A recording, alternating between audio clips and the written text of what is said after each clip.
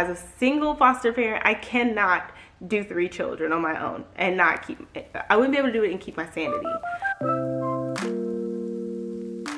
Hey guys, Nicole here. Welcome back to my channel. Today's video is all about foster care.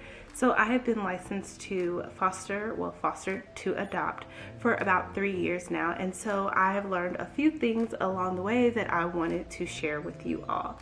So today's video is going to consist of 5 tips or things that I think you should know before you actually start to foster.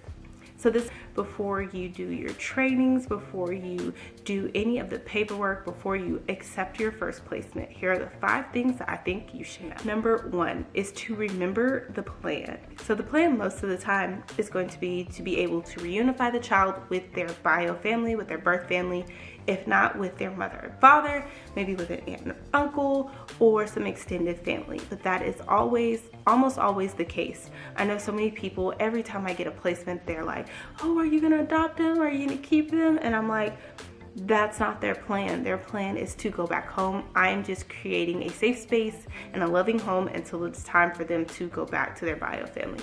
So remember that your part in this is to be able to support and advocate the child and support the birth family. I know my first placement and we would always do little things for her mom for each visit. She loved to color her mom pictures, or we would make just little cutesy things so that her mom could have something of her pictures, or a cake for her birthday or Christmas gifts. Anything encouraging just to let her mom know that we are rooting for her and we were supporting her. So just remember that you are there to support the family in the reunification process. So the second tip, I actually got this tip from a good friend who I watched foster as well, and she told me to save money. Now, I know what you're thinking. You're like, well, doesn't CPS provide for these children? Don't they get money? They do. However, it's not immediate. It doesn't happen the day they come into your home. It might be a month or 2 months or 3 months down the line before you even get any money to help support them. So alleviate any of that stress and worry and just have money saved up so that first month you can get everything that child needs, because you never know what they'll come with, especially if they were pulled from their home. Not only save money, save or collect by going out and buying while things are on sale, clothes, toys, shoes.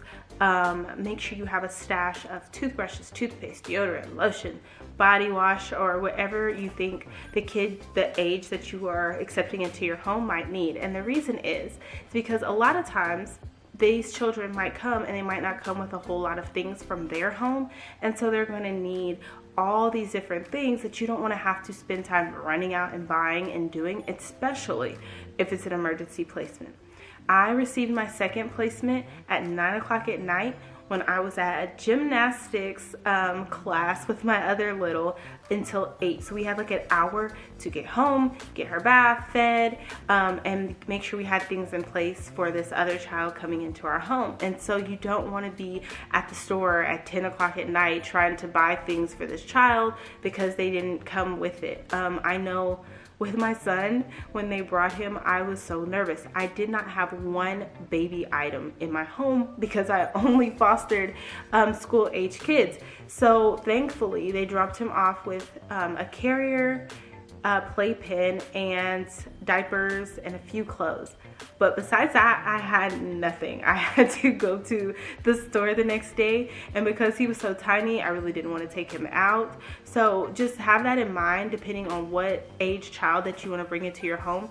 Have money stashed and have, just different items so that you can run out and get whatever you need. So the third tip is to understand that the trainings are never going to stop.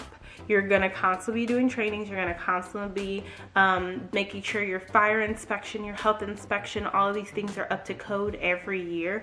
The trainings are constant. And so to maintain your license, you're going to forever be in training, and they're going to expect you to be at these trainings and to have a babysitter, which leads me to the 4th tip. So the 4th tip is to do a self-evaluation. Evaluate your life, and your capacity, what you can handle.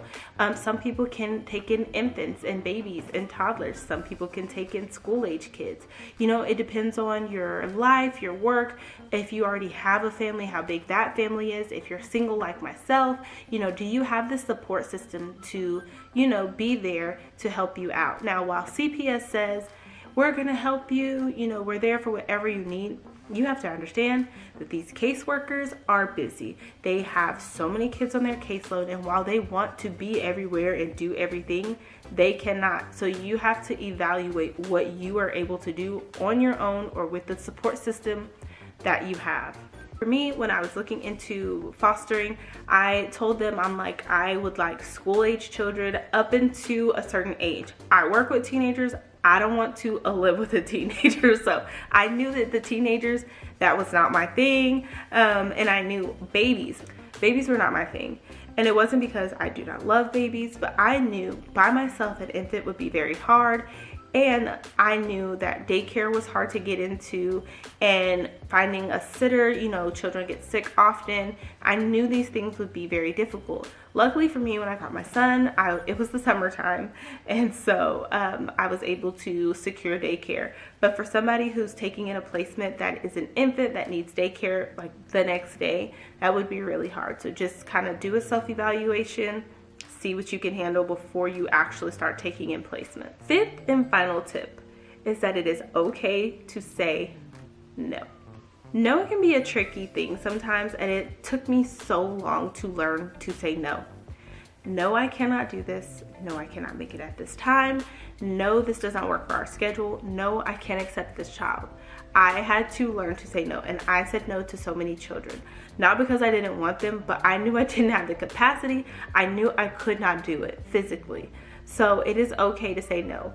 The thing that I had to say no about when I moved into my new home was no to 3 children. I know I have space for 3 children, but as a single foster parent, I cannot do 3 children on my own and not keep, I wouldn't be able to do it and keep my sanity. So it's okay to say no. One of the things you'll learn is that as soon as a child gets placed, they start trying to plan their visits with their family. And sometimes they'll just throw times at you and expect you to make it. And I've learned that I had to say no. Like, I work at this time. I'm not going to take off every week to make sure this child is here. So unless you provide transportation for them, we cannot do that. We can, however, do this. Or no, these days don't work because my other little already has something on these days. I will not pull that child out of that.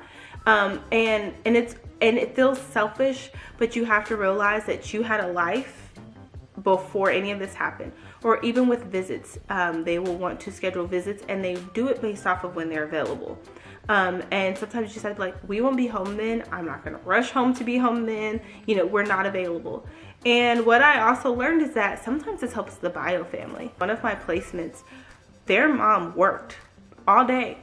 And so she wasn't available until the evenings, and they were trying to do a visit at a certain time in the middle of the day every week. And I said no because it didn't work for me, but it also didn't work for the mom. So it's a good way to be able to advocate for the child's family, and yourself by just putting up those boundaries, knowing your boundaries, and saying no. So that's it, guys. That's the 5 tips I have for you before you even start fostering, before you do any of the paperwork.